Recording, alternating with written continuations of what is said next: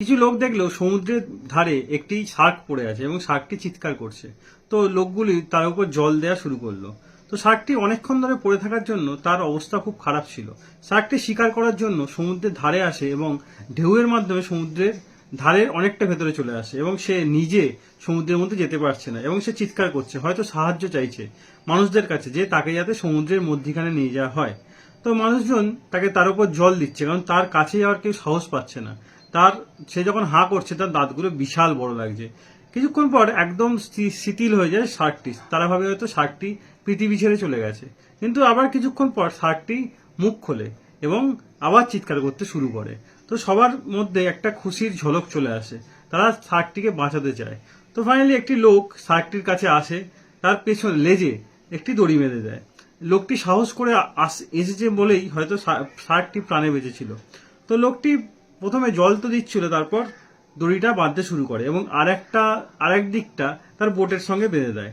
বেঁধে দেওয়ার পর তাকে আস্তে আস্তে টানতে শুরু করে যাতে শার্কটি জলের মধ্যে চলে যায়, মানে সমুদ্রের মধ্যে চলে যায় এবং শার্কটি যেন বেঁচে যায়।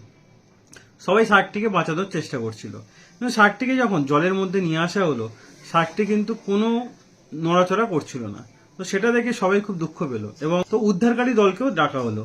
তো ছেলেটি কিন্তু এখনো হাল ছাড়েনি, তার লেজ ধরে নাড়াচ্ছে যাতে শার্কটি বেঁচে যায়।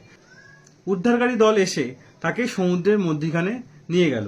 সমুদ্রের মধ্যিখানে নিয়ে যাওয়ার পর শার্কটি হয়তো সেই মধ্যিখানে জল পেয়ে সে সুস্থ হয়ে গেল এবং আস্তে আস্তে সে সমুদ্রের গভীরে চলে গেল।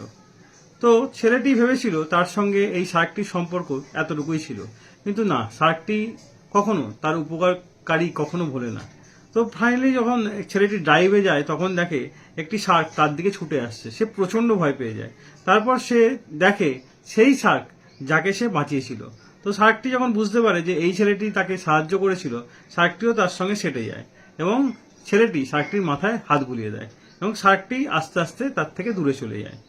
লোকটি যদি সাহস করে শার্কের লেজে দড়ি না বাঁধত এবং তাকে শার্কটিকে সমুদ্রের মাঝখানে নিয়ে না যেত, তাহলে হয়তো শার্কটি বাঁচত না।